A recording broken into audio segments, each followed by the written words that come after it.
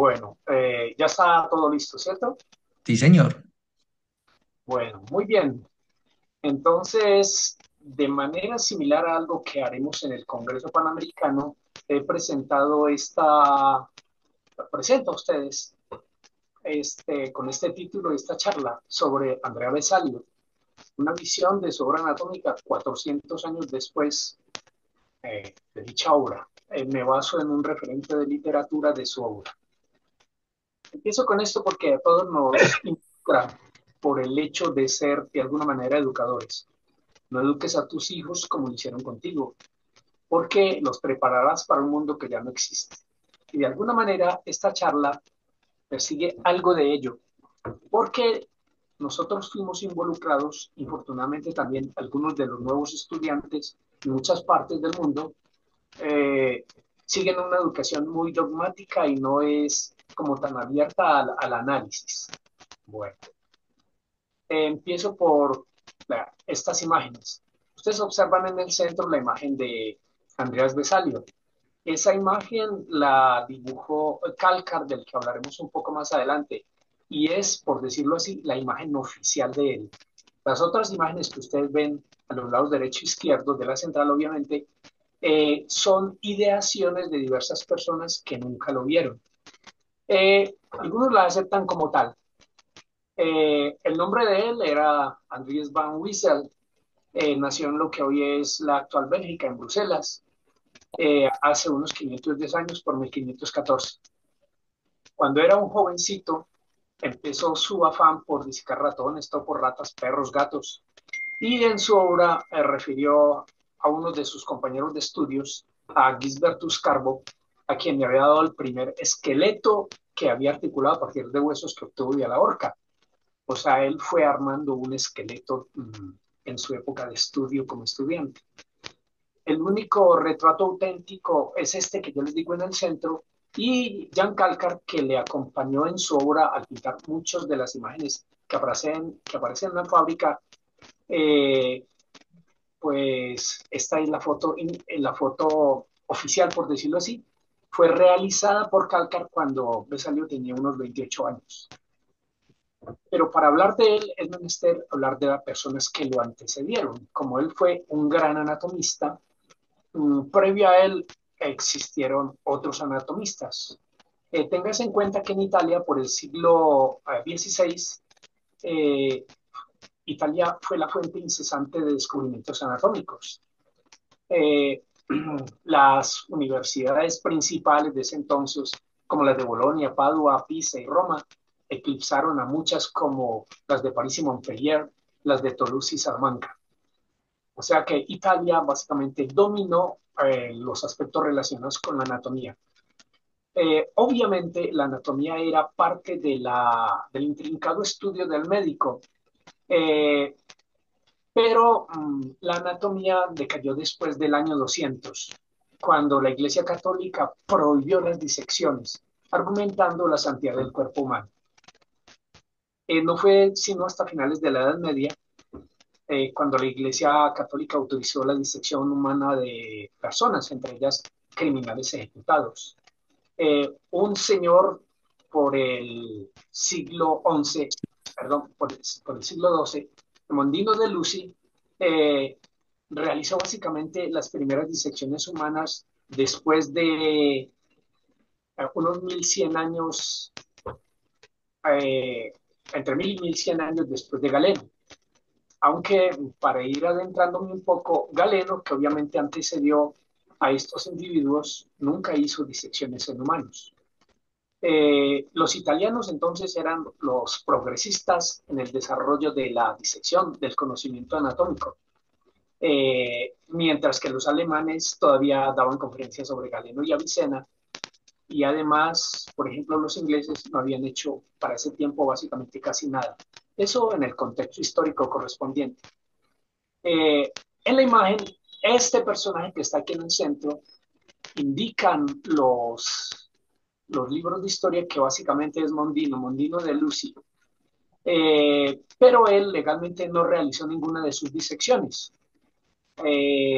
Lo que había era una tradición. En esa tradición, él, que era el profesor, lo que hacía era básicamente leer sobre la anatomía y una serie de ayudantes se encargaban de realizar la disección correspondiente. El corte lo realizaba este personaje que aparece aquí dibujado, aquí también, y eran llamados los barberos.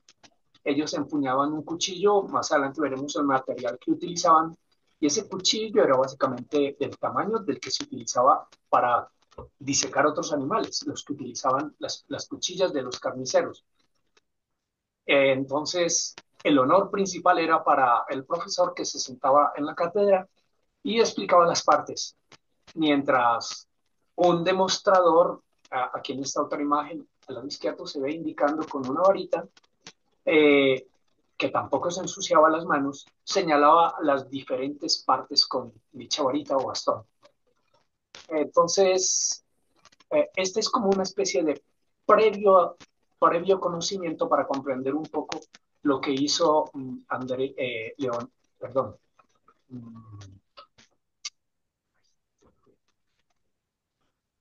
Bueno, esta imagen que hay acá, aparece Mondino de Lucy disecando. Es una imagen, pero es un error histórico porque recuerde que él estaba era en la cátedra. Entonces aquí más bien este era un barbero. Esta imagen también que corresponde a alguien que la hizo después de Calcat sobre Vesalio, muestra cómo él está aquí realizando alguna discusión y tomando apunte al respecto. Bueno, unas ideas con las cuales podamos iniciar un poco en forma esta charla. Es necesario obviamente hacer las comparaciones. Al menos en nuestro país se indica a veces que las comparaciones son odiosas, pero esa es una nota un poco tonta porque si uno no compara no aprende. Para distinguir lo bueno, lo malo, lo equivocado de lo no equivocado, en fin. En estas imágenes aparecen esqueletos, por ejemplo, de Berengario de Carpi, ¿sí? Berengario da Carpi, pues, y de Vesalio. Estas que, perdón un momentito, supongo que voy a activar ese el láser.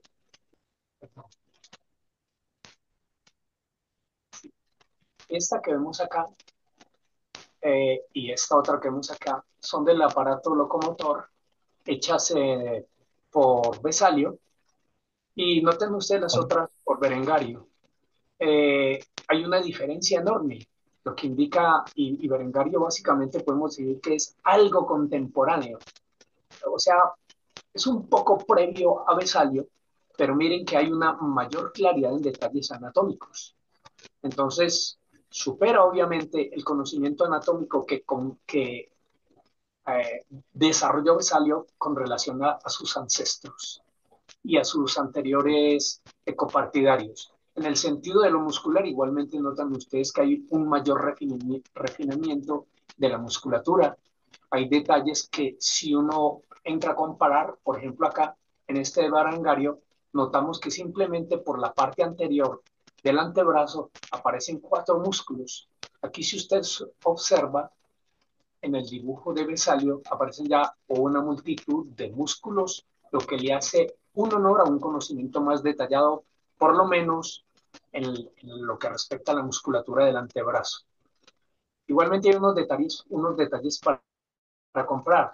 Miren aquí en esta imagen de Berengario que se notan que los huesos, que el antebrazo óseo está en pronación y los huesos no tienen ninguna especie como de cruce.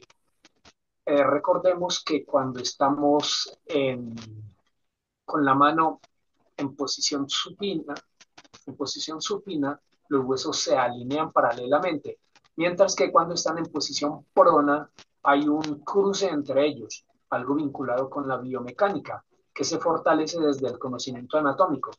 Pues obviamente si contrastan un poco aquí, hay una idea un poco más apropiada, con un poco de profundidad de este cruce que hay entre los huesos radio y ulna de la imagen de Vesalio comparada con la de Berengario. Y aquí la musculatura que les decía ahorita, que es más, esta imagen tomada de Netter, que es más perdón, sí, de Nether, que nos muestra una mayor elaboración en Es de cuanto. Grey's Anatomy. eh, Adelante, por favor, que esa no es de Grey's Anatomy. Nether, es Nether. Este es de Nether, sí, este es de Nether, pero del otro autor no. Bueno, mm, perdón, no sé cómo avanzar. Ya se me bloqueó acá. ¿Cómo avanzo? Dele de pronto en el teclado escape para que de pronto se le Ah, borren las líneas y pueda continuar, profe. listo. No, no me da. ¿No? Entonces, sálgase de la presentación que tiene en este momento para que pueda avanzar Clic desde allí. derecho, siguiente diapositiva, ¿no? También podría ser, sí, señor. No, no me da tampoco. Es desde la presentación, ¿no, Jorge Eduardo? No, no, o sea, no, Espere, ya parece que reacciona Ahí el ya, aparato. listo. Bueno, me quedaron subrayadas unas partes ahí yo, extrañamente. ahí te toca cerrar y no guardar los cambios para que puedas Espera, correr. un momento, voy a cerrar y vuelvo y abro. Un instante, por favor. Mientras tanto, le damos la bienvenida a todos los integrantes que se han venido conectando en este momento. Nos da mucho gusto contar con todos ustedes. Como lo decíamos al principio, participación de diferentes partes de Colombia con los asociados, pero también desde Chile, México y Argentina. Nos da mucho gusto poderlos saludar. Y a profes que Bueno, hace rato no escuchábamos también, ni veíamos ahora por sí, acá. Vuelve a compartir. Jorge. listo. Un instante, por favor.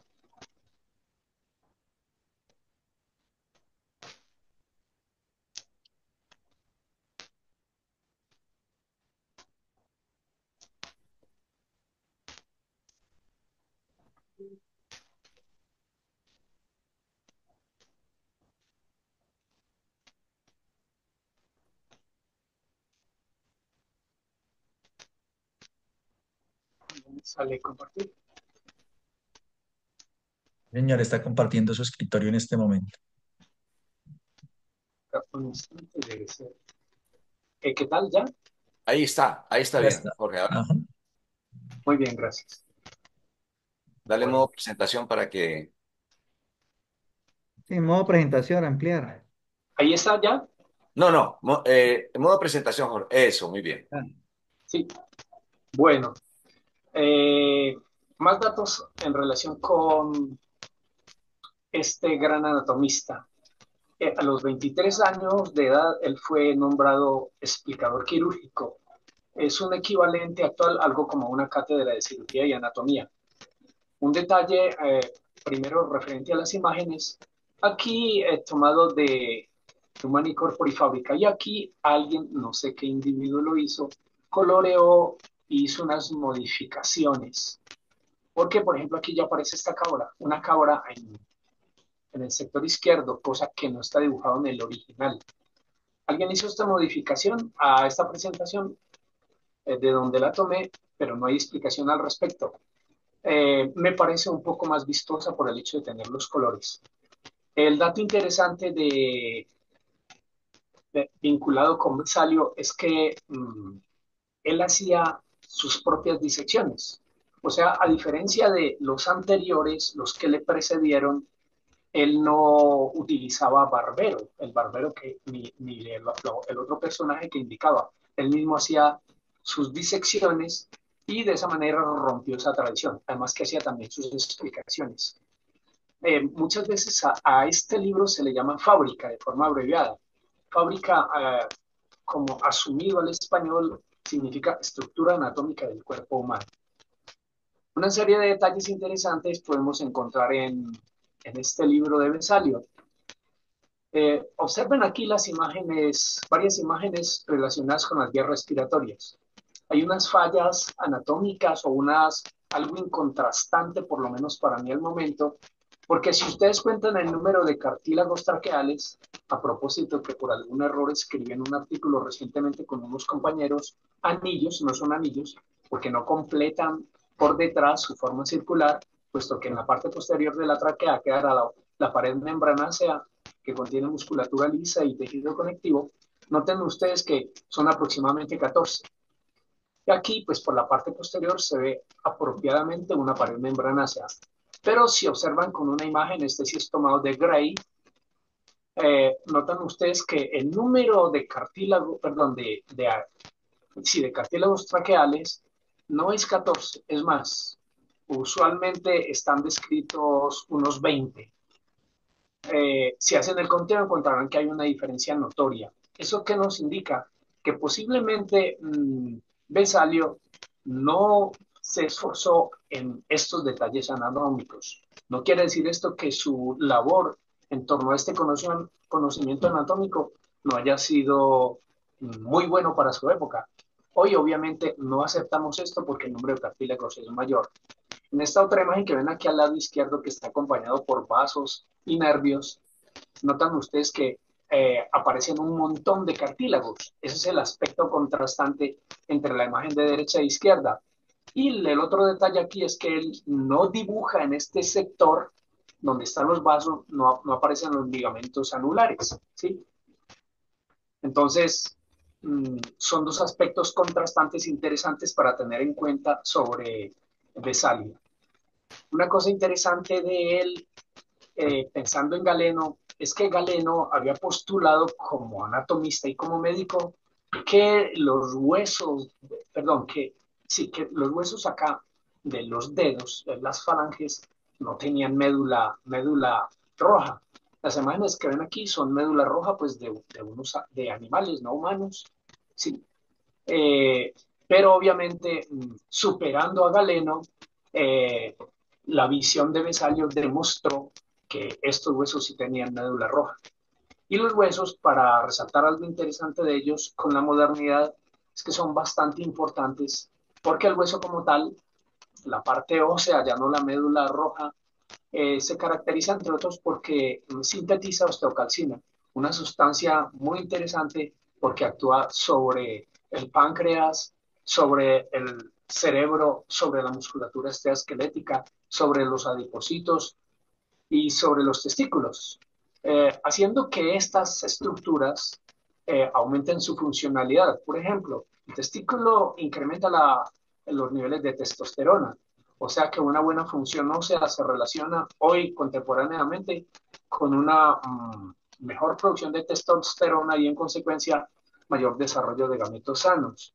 Él también actúa sobre los adipocitos para que estos reduzcan la asimilación de grasa. En consecuencia, si hacemos ejercicio periódico, robustecemos la funcionalidad del hueso y en consecuencia disminuimos la captación básicamente de grasa. También actúa sobre el músculo y lo hace más sensible a la insulina para que cumpla sus funciones correspondientes como generadores de movimiento. Y en el cerebro, esa osteocalcina que fabrica el hueso es importante para la síntesis de algunos neurotransmisores. En el páncreas actúa sobre las células beta para que se aumente la síntesis de insulina. O sea que la visión contemporánea obviamente supera el legado de Vesalio y de Galeno, pero ahí hicimos un comentario interesante de Vesalio como superador de su antecesor Galeno. Hay una cosa interesante también ya vinculada con los músculos de la masticación. Andreas Vesalio describió por separado el músculo temporal y macetero que ustedes ven acá. El músculo que ven ahí más superpuestos corresponden a los músculos auriculares para que alguien no se vaya a confundir. Esos músculos, recordemos que básicamente son elevadores mandibulares y entonces tienen que ver mucho con la oclusión y en consecuencia con la masticación. Pero interesantemente, su antecesor Galeno, unos 1300 años después, perdón, antes de Vesalio, decía que para mover la cabeza, consideraba los músculos de la masticación como uno solo. Pensaba que estos dos eran una sola entidad. La disección minuciosa de Vesalio demostró todo lo contrario. También criticó Vesalio los conocimientos mecánicos asociados con la inflexión de la cabeza, o sea, los movimientos que denominamos usualmente laterales. Porque Galeno insistía que no podían realizarse sin la participación de los músculos del cuello. Hoy sabemos que esos músculos del cuello son importantísimos y uno de ellos que juegan un papel importante son estos músculos, los tradicionales esternocleidomastoideos. También importante tener una consideración más contemporánea.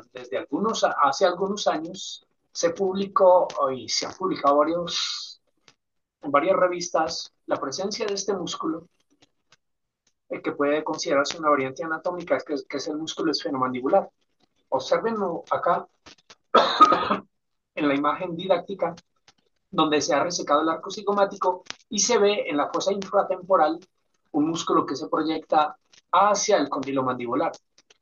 Este músculo se considera hoy como el músculo, el quinto componente masticatorio y ya no los cuatro tradicionales que solemos enseñar. En la imagen que se ve aquí, la fotografía, se ve dicho músculo esfenomandibular. Vesalio ingresó a la Universidad de Lovaina. Una cosa interesante, él no se interesó inicialmente en medicina. Él se interesó en el estudio de las artes. La imagen donde se ve este pequeño castillito aquí era la imagen del castillo, pues, de la Universidad de Lovaina, que era como un castillo en ese entonces. Pero resulta que el papá de Vesalio fue nombrado ayudante de cámara por el 1532. Y por alguna razón eso llevó a Vesalio a estudiar medicina e ingresar a la Universidad de París, trasladándose allí por el 1533. Y estudió obviamente como cualquiera de su tiempo, incluso hoy por hoy, las teorías de Galeno, y lo hizo bajo la dirección de Silvius, que ahorita les comento, no el Silvius que conocemos todos por el acueducto mesencefálico, y por Fernel, el padre de la fisiología. En esta época él se interesó fuertemente en la Universidad de París por los conocimientos anatómicos y aprovechaba huesos, además del que le participó uno de sus compañeros de estudio, con huesos de los cementerios para tener una visión más exacta de la anatomía humana, puesto que Galeno no tenía un conocimiento amplio sobre ellos por conocer poco. Galeno se cita en obras de referencia que el esqueleto que conoció fue porque lo encontraron alguna vez en Alejandría, ese esqueleto, y fue arrojado por el agua de un río cuando este desbordó, y aprovechó para estudiar algo de ese esqueleto humano. En estas imágenes ustedes notan a Fernel. Les recuerdo que él es considerado como desde 1500 aproximadamente el padre de la fisiología. Ha habido unos padres más modernos, por decirlo así. Y aquí tenemos a Silvio. A Silvio fue obviamente el profesor de Vesalio. Le enseñó a disecar, ¿sí? Lo que tenía es que era un ferviente seguidor de Galeno, pero era obsesivo y se negaba que cualquier persona pudiera hacer un reproche a los pensamientos que se batieron por escritos de Galeno. Incluso cuando las observaciones y las demostraciones discrepaban de él. En su opinión, era más probable que el cuerpo humano, así decía Silvius, hubiera cambiado desde la época de Galeno. Una cosa que obviamente hoy es completamente imposible con base en los conocimientos que tenemos sobre evolución. Silvio le enseñó entonces las técnicas de disección y le enseñó los conocimientos tradicionales sobre Galeno. Una cosa que debemos a Silvio es la introducción de la nomenclatura o terminología anatómica, en particular de los músculos. Como Silvio era muy codicioso, le gustaba mucho el dinero y su personalidad era muy vengativa y arrogante, sus contemporáneos lo odiaban, lo detestaban. Tanto así que en su tumba hay un epitafio que dice: aquí yace Silvio, quien nunca hizo nada sin cobrar. Incluso en la muerte, la mente que le hace esta inscripción gratis. El nombre de Silvio se confunde a menudo con otro anatomista muy importante, Francis Silvius, que fue el que descubrió el acueducto mesencefálico. Recuerden ustedes que ese acueducto mesencefálico es el que conecta el tercer ventrículo con el cuarto ventrículo en el encéfalo. Besalio pensaba que algunos huesos se crearon como soporte del cuerpo y que otros eran protectores. Los que consideraba protectores, algunos de ellos pues, los ubicaba cerca de las articulaciones. Y decía que tenían esta posición para evitar una angulación excesiva con el movimiento correspondiente. Hacía referencia a los huesos sesamoideos, que se comparan con las semillas de sésamo. En la imagen que ustedes ven en el centro, ven una patela, que es el hueso sesamoideo magno de todo el cuerpo, que queda a nivel de la rodilla, y debajo las semillas de sésamo. Noten ustedes que tiene una imagen que corresponde mucho, o sea, es un buen nombre para estos. Y aquí en esta imagen radiográfica, o sea, por resonancia, básicamente encontramos la patela delante y los que tienen una forma fuertemente de sésamo por el tamaño ya muy pequeñitos, son muchos que encontramos a nivel de la mano.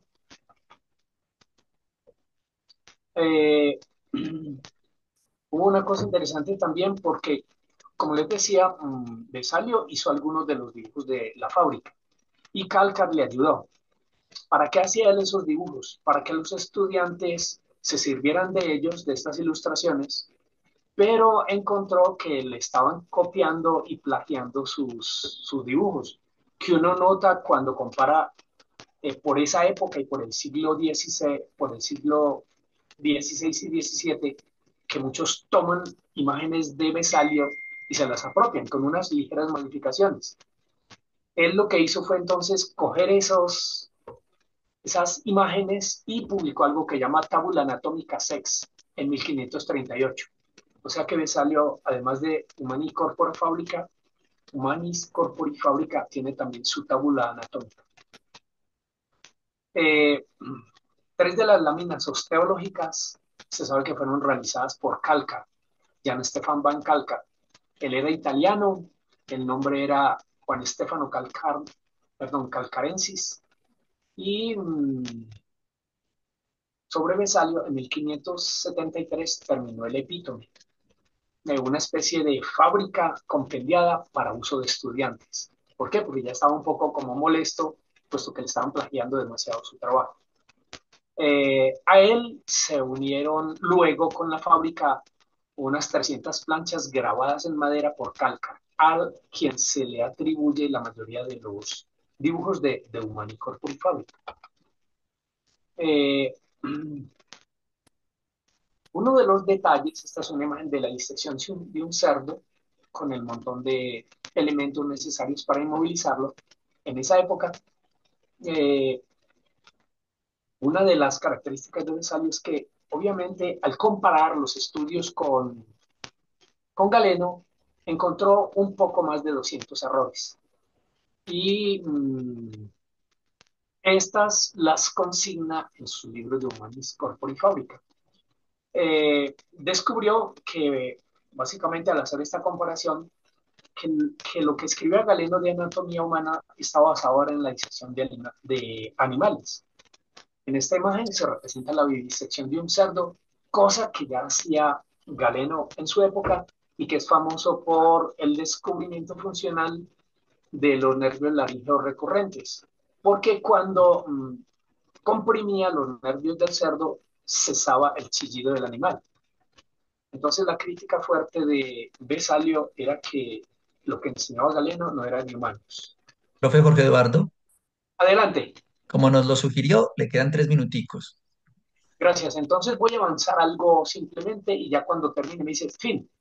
Galeno dice cómonos de Berbería. Berbería es una parte acá de los bereberes, lo que conocemos hoy por Marruecos, ¿sí? Y básicamente es la macaca silvanus. Galeno pensaba que estos monos eran similares a los humanos. Entonces, el estudio de Vesalio dijo, no, este está equivocado y voy a básicamente abandonar el conocimiento anatómico de Galeno. Esto creó un revuelo por lo que Vesalio se comprometió a escribir un tratado de anatomía para, de alguna manera, demostrar lo que era la anatomía del humano. Basó sus estudios entonces en observación directa, rechazó errores anatómicos. Eh, Se considera hoy por hoy el fundador de la anatomía moderna. Los grabados de fábrica, todas estas imágenes son de fábrica, son de una calidad extraordinaria. Eh, re- Básicamente resalta su belleza, su agudez y se complementó con los dibujos de calca. Y por último, aunque me queda mucho, pero es el ensayo que estamos haciendo, noten ustedes esta imagen aquí, también desde de Humani Corpore Fábrica, de Vesalio, donde él muestra aquí que la vértebra sacra está constituida por 6 piezas. Obviamente que se fusionan más adelante en la vida y se logran consolidar aproximadamente a los 33 años de edad. O sea que legalmente la maduración en general del hueso sacro se logra a los 33 años. Pero noten ustedes que él mostraba y todavía se reconoce como que eran 6 piezas. Pues resulta que hoy por hoy ese conocimiento no lo tragamos. Sabemos que un sacro como este que ven ustedes aquí, esa fotografía, básicamente es por la fusión, o sea, la osificación de los discos intervertebrales de 5 vértebras. En este caso, eso sería una tal sacralización. El nombre que hemos propuesto para esta vértebra que se utilice en vez del nombre sacro es de vértebra magna. Un instante, por favor. Como ya he cumplido de alguna manera, por favor, denme 2 minuticos más. Vesalio fue atacado por sus detractores. Recordemos que su mismo maestro le trataba muy mal. Infortunadamente, a él le tocó hacer la disección de algún personaje, algunos dicen que una mujer, que un hombre, en fin, y aparentemente esta persona estaba viva. Los que seguían la Inquisición lo acusaron de haber disecado a un ser vivo. Claro, claro. Y entonces, básicamente lo condenaron a morir. Pero intercedió por él el rey Felipe II y le fue computada la pena de muerte para que fuera a Tierra Santa a hacer alguna comunión al respecto. Pero cuando regresó de Sante, perdón, pasó por Sante en el Mediterráneo, infortunadamente se hundió el barco y él murió después de ello. Eh, Bueno, para parte de lo que les he contado, utilizo estas referencias anatómicas y con esta imagen pues me despido de momento dando opción a cualquier interrogante, a participación, a discusión, en fin. Gracias por su atención. Muy bien, profe Jorge Eduardo, muchas gracias por su presentación. Como les decíamos al principio, es una antesala a lo que tendremos entonces en nuestro próximo congreso dentro de la conferencia y en el Día Internacional de la Anatomía. Abrimos el espacio, serán 15 minutos de preguntas para que después damos la palabra al profe Fabián que nos hablará un poco del congreso. Así que bienvenidas las preguntas que se Profe Jorge tengan o Eduardo, deje de comentarios. compartir, por favor. Señor. El profe Jorge Eduardo que termine de compartir. Eh, Muy bien, perdónenme. Otra vez me saqué un ojo con esto. No sé cómo hacerlo. Carajo. Ya le ayudo por acá. Si hay preguntas mientras tanto, muy bienvenidas. Ya voy a dejar de compartir. Ya lo hice, ¿no? Sí, Parece señor, que... yo le ayudé por aquí. Bueno, si ya dejé de compartir, entonces estoy a sus órdenes. Por acá el doctor Vladimir nos dice en el chat, gracias doctor Duque por su interesante conferencia y el doctor Nicolás Otone, felicitaciones profe Jorge Eduardo Duque. Doctor William, muchas felicidades doctor Jorge Eduardo. ¿Preguntas o comentarios? Bueno, yo mismo voy a hacer un comentario con lo que puedo propiciar que hagamos cosas interesantes. Mientras tanto, el comentario es sencillo. Eh, Al revisar abundante literatura al respecto sobre Vesalio, encuentro que muy pocas personas hacen alguna evaluación anatómica de fondo sobre la narrativa y las imágenes de Vesalio. Bien valdría hacer un análisis de aspectos anatómicos de Vesalio para de alguna forma ser como él mismo, superar a sus antecesores, a Mondino de Lucy, al mismo Galeno, porque hay elementos aún que no se exploran desde el punto de vista anatómico en relación con Vesalio. Además de que muchos hoy lo idealizan, así como en su tiempo eh, idealizaron a Galeno. Entonces es bueno hacer un análisis crítico en torno a él. De hecho, para el Congreso presentaré un análisis de otras estructuras anatómicas, haciendo una crítica constructiva a la obra de Besani. Gracias, profesor Eduardo. El profesor Genaro pidió la palabra por el chat y luego entonces el profesor Lozardo. Profesor Genaro, bienvenido. Gracias, doctor Oscar, muchas gracias. Gracias, Jorge. ¿Me escuchan? Sí, Sí, señor. lo escuchamos. ¿Sí escuchan? Sí, Sí, lo señor. escuchamos. Ok, gracias. Jorge, en la imagen que usted presenta ahí, de la que usted llama vértebra magna, donde aparecen 6 vértebras sacras, usted dice que es sacralización. Y a ver si me aclara el concepto. La sacralización es cuando la primera vértebra sacra se fusiona con la quinta vértebra lumbar. Sí. Y cuando la quinta vértebra lumbar se fusiona con la primera sacra, se llama lumbalización del sacro. Entonces, ese es el concepto que tengo yo. Eso es correcto, porque usted coloca ahí que si sería un caso de sacralización y lo puso entre comillas. ¿No sería más bien una lumbalización? Vamos a ver, yo considero las dos opciones, porque puede ser que el sacro, ahora pensemos, la primera S1 se fusione con la lumbar, entonces sería una sacralización, o sea, S1 con L5. Y en el otro caso es que la lumbar inicia un proceso de fusión con la sacra 1, sería en ese caso una lumbarización, es mi idea. Sí, por eso, pero es que usted colocó ahí, como aparecen 6 vértebras sacras, entonces es una lumbalización, no una sacralización. Ya le entiendo. Es una sacralización de la lumbar 5 porque se integra al sacro. ¿Sí me entiendes? Sí, pero no comparto el concepto. Está bien. Sí, Gracias, profe Genaro. El profesor Lozardo y luego el profesor Ballesteros. Bueno, felicitaciones, Jorge. La verdad que muy interesante la conferencia y has tocado los temas más importantes.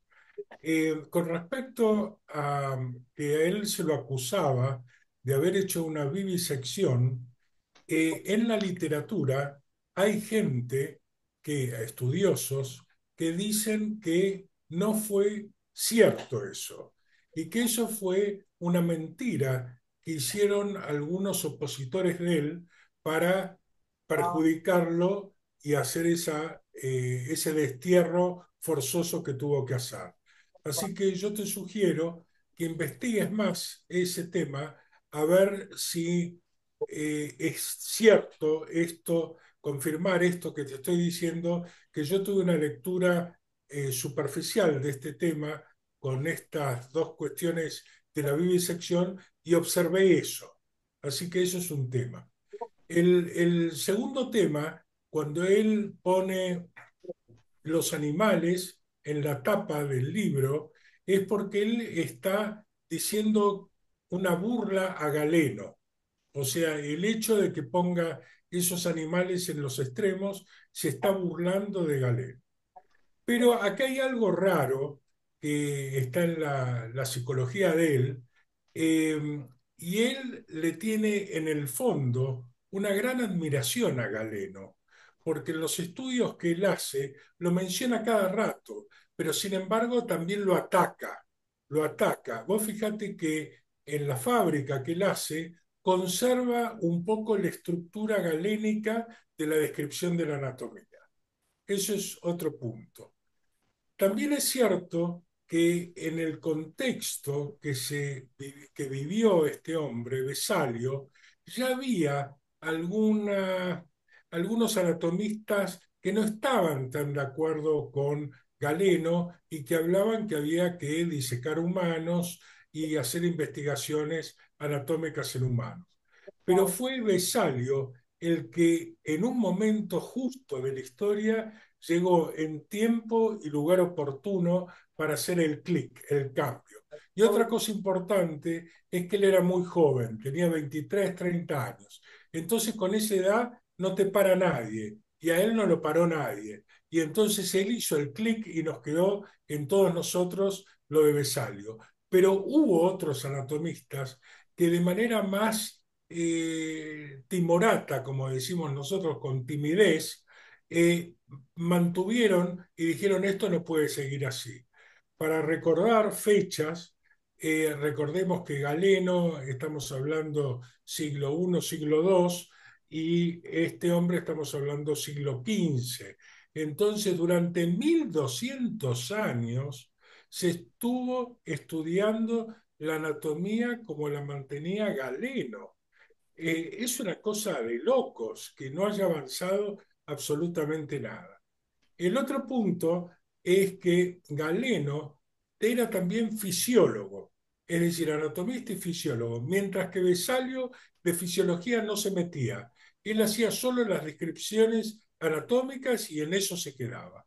Entonces, hacer este breve comentario para enriquecer tu espíritu de investigador sobre Vesalio, que bueno, que lo hiciste muy bien y bueno, y hemos aprendido muchas cosas, así que te agradezco.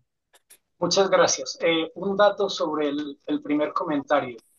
Es válido, ya lo he profundizado, existen las dos versiones, la que fue condenado a muerte por vivisección y la otra que no fue por eso. Lo defienden varios autores de talla mundial al respecto y hoy por hoy es bastante difícil saber si fue verdad o no. Entonces, la consideración que menciona el doctor Luzardo también cuenta. El otro detalle de por qué básicamente desde Galeno hasta el siglo XIII, unos 1200 a 1300 años después, no avanza la anatomía, es porque la iglesia y el cristianismo que se desarrolló fuertemente por esa época prohibía la disección humana y eso limitó el poder acceder a cuerpos. Por bulas papales, afortunadamente cerca al siglo XIII, que ya se liberó un poco eso. Tanto así que al predecesor, al maestro de Vesalio, la iglesia le autorizó que hiciera disecciones. Gracias, profesor Lozano. Gracias, cuando Vesalio termina en España, que fue su último periodo prácticamente, allí tiene los adversarios más difíciles y también tiene los seguidores más fuertes. O sea, España para él termina siendo un lío terrible. Pero bueno, y de España son los que lo mandan a Tierra Santa con esa expedición que finalmente muere en las costas del mar Egeo, ¿no? Así que bueno, felicitaciones. Nos agradan mucho estas conversaciones porque de eso es el objetivo del encuentro. Tenemos tres intervenciones más. Van entonces el doctor Ballesteros, el doctor Barón y el doctor Torres, en ese orden, para que podamos avanzar en ello. Profesor Ballesteros, bienvenido, buenas noches. Bueno, buenas noches, estimados colegas. Feliz ver un número importante de colegas participando en estas disertaciones. Felicitaciones, profesor Eduardo. Siempre le he dicho que su gran aporte es quitar un poquito ese pragmatismo que nos está llenando a los médicos, a los anatomistas, de enseñar lo mínimo y no reconocer el tránsito que se ha hecho para obtener esa información que a veces le damos a nuestros estudiantes. Nosotros mismos, en este sentido, tenemos mucho de ignorancia, porque los planes de estudio, lamentablemente, están en todos los países cada vez acorralando más al conocimiento anatómico y a las ciencias básicas en general. Entonces, estos espacios son muy vivenciales y nos llevan a retomar algo de que el anatomista también debe saber, no solamente enseñar la estructura tal como la vemos ahora, sino mirar un poquito hacia atrás y darle el reconocimiento a quienes han construido ese valioso conocimiento. Entonces, ese es un gran aporte. Aquí en Colombia tenemos al doctor Jorge Eduardo interesado en esa temática. En otros países, pues también habrán profesores dedicados en parte a esa temática. Sería bueno, Jorge Eduardo, que tratara de hacer algún grado de conectividad con profesores de otros países, como para ir formando una pequeña liga temática de la historia de la anatomía. Es una propuesta que le hago, ¿no? Y como tiene ya todo el tiempo del mundo, por eso se la hago. Bueno, muchas gracias a todos. Gracias, Gracias, profe. doctor Ballesteros. Claro que sí. Yo espero, especialmente durante el Congreso Panamericano, citar a algunas personas que al menos conozco y a quienes deseen también, que lo haré voz populi en ese entonces, para plantear varias ideas, al menos unas 10 ideas en torno a investigaciones anatómicas propiamente dichas, empírico-analíticas y otras de tipo histórico. Muchas gracias. Gracias. Le damos la palabra ahora al profesor Carlos Barón. Profe, ¿cómo está? Muy buenas noches, muchísimas gracias. Llegué un poco tarde, pero pues lo que alcancé a escuchar de la charla realmente me parece muy interesante y también apoyo totalmente el que se revisen estos temas, en el que ahondemos todo esto. Quería pues hacer una precisión acerca del tema de lumbarización y sacralización. Pues me parece importante precisarlo. Es que, bueno, primero, ambas se agrupan hay una agrupación de esto que se denomina vértebras lumbosacras transicionales. Están estas dos y las vértebras supernumerarias, por ejemplo, cuando hay L6 habitualmente. Para nosotros es importante porque cambia lo que denominamos el balance sagital y la lumbarización se entiende como cuando el S1 o el primer segmento sacro no logra fusionarse con el resto del sacro, o sea, queda un S1 suelto. Y eso tiene una patología bien interesante, tiene toda una afección especial sobre las raíces sacras. Y la sacralización es cuando la L5 se suma o se suelda al sacro, ahí se denomina una sacralización. Y de hecho, radiológicamente tenemos un sistema como para clasificarlo, se denomina el sistema Castelby y va de 1 a 4, donde uno es un contacto mínimo, donde una sacralización mínima, un Castelby 1, y una sacralización completa, pues un Castelby 4. Y esto pues tiene una importancia enorme, más que todo por la charnela que se desplaza entre el E4 y el E5, que es la que más frecuentemente se desgasta y pues por eso todos los pacientes se saben, el nervio ciático es el único que se sabe en todos los pacientes. Entonces, el ángulo lumbosacro aumenta, la lordosis se vuelve más amplia y más corta, y pues eso genera, digamos, un eje de carga y un cambio en el balance sagital. Y si lo utilizamos muy frecuentemente, entonces pienso que en la enseñanza de la anatomía es de vital importancia pues, precisar eso, porque pues el dolor lumbar es uno de los motivos de consulta más frecuentes con el dolor abdominal, el trauma ni esto. Era la intervención que quería hacer. Muchísimas gracias por escuchar. Muchas gracias a usted. Si todavía está Genaro, entonces note, Genaro, que sí hay razón en decir que una sacralización es cuando la última vértebra se adiciona al sacro. Hay una sacralización de la última lumbar.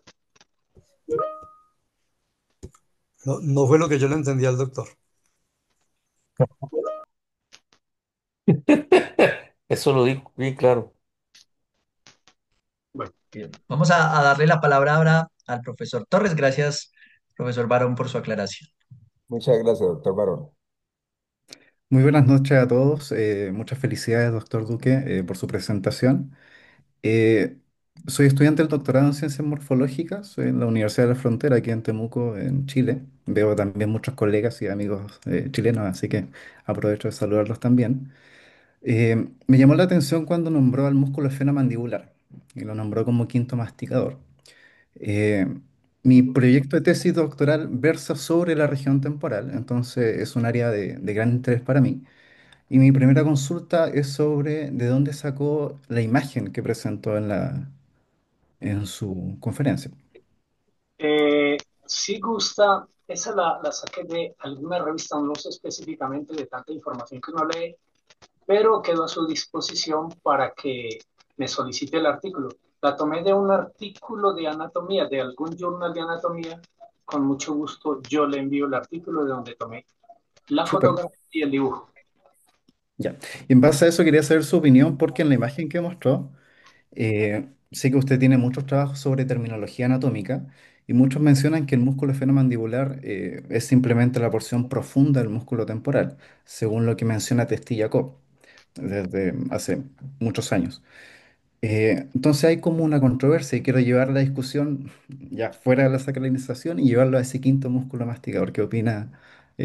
Porque hay gran cantidad de asistentes aquí. No sé la opinión al respecto en cuanto a terminología. Si es que efectivamente es un músculo aparte, es un quinto masticador o simplemente la porción profunda del músculo temporal. Los dos puntos de vista para mí son válidos. Ujú. Eh, es un poco difícil a veces pensar en ello porque yo creo que la explicación para definirlo exactamente tendría que ver con el desarrollo intrauterino. ¿En qué momento en vida intrauterina fibras fibras profundas de ese músculo temporal irradian hacia la fosa infratemporal y se fusionan allí, si son fibras directamente derivadas de ese músculo temporal? La connotación que yo le di es con la visión de Galeno de que músculo temporal y macetero eran uno solo. Luego con Besalio que este músculo temporal y el macetero son dos entidades independientes. Y ahora en la visión que aprendí por muchos años, que cuatro eran los músculos, pensando también en el músculo pterigoideo medial y el pterigoideo lateral. Con ese artículo que leí hace muchos años, que ahorita adicioné para esta charla, mmm, me queda la idea de que son cinco, creo que los mismos autores también indican que son cinco músculos de la masticación, pero no puedo clarificarle exactamente, me uno a cualquiera de las dos. Lo Ya, único perfecto. que podría decirle es quién puede aclararnos eso o cómo pudiéramos aclarar eso, que es válido todavía, es mediante un estudio anatómico con base en el desarrollo intrauterino. Ya. Claro, porque también me llamaba la atención la imagen que mostró porque quizás puede ser simplemente la cabeza superior del pterigoide lateral que está un poco más ancha y que se está dirigiendo ahí al proceso condilar simplemente pues, en su inserción normal, por así decirlo. Mm. Sí, sí, comparto esa idea también, porque si Mm. usted observó, él se dirige hacia el cóndilo, obviamente no se fía en el cóndilo, sino básicamente al disco de la ATM, y al hacerlo de alguna forma es como un, por decirlo así, man- mantenedor posicional del disco en la ATM. Eh, algunas dudas las resolverás más adelante cuando leas pertinentemente el artículo. Eh, Ah, perfecto. Súper. bueno, sí. Doctor Torres, perdón, ¿vas a asistir al Congreso Panamericano? ¿Yo? Eh, ¿Perdón? La pregunta es que le hago es si va a asistir al Congreso. Em, es la idea, sin embargo estoy viendo el tema de mi pasantía doctoral en el extranjero, entonces también depende de la fecha. Le hago la Pero pregunta está dentro de la... Le hago la pregunta por la siguiente razón. Sí, el tema es de bastante discusión y en un espacio tan corto como el presente, pues es imposible llegar a conclusiones más aceptables. Yo trabajé en mi trabajo de grado de maestría sobre la ATM, hice 120 disecciones y a mí sí Perfecto. me parece que realmente es la cabeza superior del pterigoideo lateral. Tengo un artículo al respecto. Entonces, sí va al Congreso, pues apartamos un ratico para hacer una Sí, por bastante supuesto. adecuada. Tengo unas buenas fotos, etcétera, etcétera. Entonces, por Yo eso, igual tengo fotos de esa área. Tuve la oportunidad de hacer una pasantía en Brasil y dice que el pterigoideo lateral también. Entonces, a veces la cabeza superior es un poco más ancha y se dirige más hacia lateral en ese caso. lo que yo Ahí, aprecio es de que hay diferencias en el volumen de esa cabeza superior. claro. Sí, Algunos lo han llegado a postular a que se le llame pterigoideo superior, sí. ¿no? Pterigoideo propio también he leído sobre aquello. Entonces, por eso le hacía esta, ¿no? Si oportunidades de venir, pues me ofrezco a que hagamos una pequeña conversación para Perfecto. enriquecernos mutuamente. Así es. Muchas Ya, gracias, doctor. ya, Muchas gracias. Doy fe de la realización de esas disecciones por Ernesto, puesto que de alguna forma estuvimos involucrados en ese trabajo también. muy bien, ya comprometido Carlos para el Congreso Panamericano, allá lo esperamos. Si desea, con mucho gusto también y con el permiso de los profes, me puede escribir y yo le comparto los correos de ellos para que sea mucho más sencillo. Muy bien, Claro que muchas sí. gracias por la participación. Al profe Jorge Eduardo nuevamente gracias y a todos los que han manifestado sus comentarios e inquietudes. Vamos a cerrar nuestra reunión con el profesor Fabián, ya en varios, tenemos unos 10 minuticos, donde el profe, aprovechando que hemos llegado casi a 50 participantes, en este momento vamos en 41, nos quiere hablar un poco del Congreso, motivarnos un poco más, precisar y si hay alguna inquietud frente al mismo, se puede hacer. Profe Fabián. Eh, Bueno, buenas tardes, ¿cómo están? Ya buenas noches en muchas partes.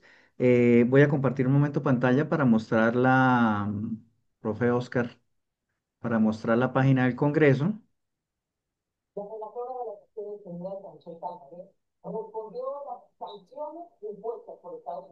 ¿Ya puede compartir, profe, o no? A ver, ya pude. A ver, ¿ya la pueden ver ahí? Sí. ¿Ya la están viendo? Sí. Sí, señor, ya la Sí. estamos viendo. Bueno, ok, entonces vamos al inicio. Aquí tenemos la página del Congreso. Recordemos que la fecha límite para inscripciones y entrega de trabajos es el 15 de agosto, recordando que la persona que va a presentar el Congreso pues tiene que estar inscrita al mismo. Los participantes que vengan fuera de Colombia hacen la inscripción, el pago de la inscripción lo hacen por el link de WOMPI que tenemos en la parte de inscripciones que ya vemos ahorita y los nacionales directamente a la cuenta de ASCON. ¿Sí? También recuerde que tenemos para grupos mayores a 10 estudiantes de pregrado, tenemos un descuento también que está ahí y se indica también de esa manera. ¿Listo? Esta pues es esta parte de acá es donde vamos a estar realizando el congreso. Es una foto panorámica de la nueva facultad que estamos estrenando, donde se va a realizar este congreso panamericano, congreso del Cono Sur y congreso colombiano de morfología. Estos tres congresos. Entonces, podemos ver acá también ya está la información de hoteles. Ya tenemos tres hoteles con los cuales pudimos hablar y tenemos descuentos especiales. Este hotel Chicamocha tiene contacto tanto por WhatsApp como por la página. Los otros dos hoteles, la Serranía y el Hotel Buenavista, es por WhatsApp, pero tienen que indicar que son participantes o son conferencistas del Congreso Panamericano de Anatomía y a ellos le aplican ya entonces el descuento que se vaya a hacer. ¿Sí? Tenemos también, pues, programado una visita al Parque Nacional del Chicamocha, que es el Panachi, que ya pronto creo que si las negociaciones que estamos terminando nos salen bien, pronto estaremos sacando en la página, mostrando esto para que la gente empiece a inscribirse para esta actividad cultural que tenemos programada también. Sí, en el Parque Nacional. Este es otro parque que está cerca de la ciudad, en Florida Blanca, donde digo que es el Parque del Santísimo, pero pues, ahí tienen la oportunidad, un tiempo, lo pueden hacer. En cuanto a las inscripciones, entonces aquí tenemos, recordemos que hasta el 15 de agosto tenemos los precios, tanto de inscripción y tanto para profesionales miembros de las tres asociaciones, no miembro, estudiantes de pregrado y estudiantes de posgrado. El 20% es para grupos mayores a 10, que no recordaba el porcentaje en ese momento, y lo que les decía, el pago internacional es por los link de WOMPI que están ahí y el pago nacional a través de la cuenta de la Asociación Colombiana de Morfología. Aquí están los links. ¿Sí? Hay que enviar por el formato de inscripción, se envía bueno, ahí lo llenan todo y envían el soporte de pago y los estudiantes además, tanto de pregrado como de posgrado, tienen que estar enviando la certificación de que son estudiantes para poderles admitir el descuento que se les está dando. ¿Mm? No sé si tienen alguna pregunta, alguna cosa que más quieran saber o algo. En presentación de trabajos científicos, perdón, se me olvidaba decirles, tenemos también caso clínico, proyecto de investigación y propuesta artística que se explica dentro del Congreso, aquí dentro del trabajo de la página que hemos hecho, se va a hacer. Pronto se van a sacar también las, los, las de póster y ponencia oral, cómo se van a presentar esos trabajos. Muy pronto. No sé si Vale. tienen alguna pregunta.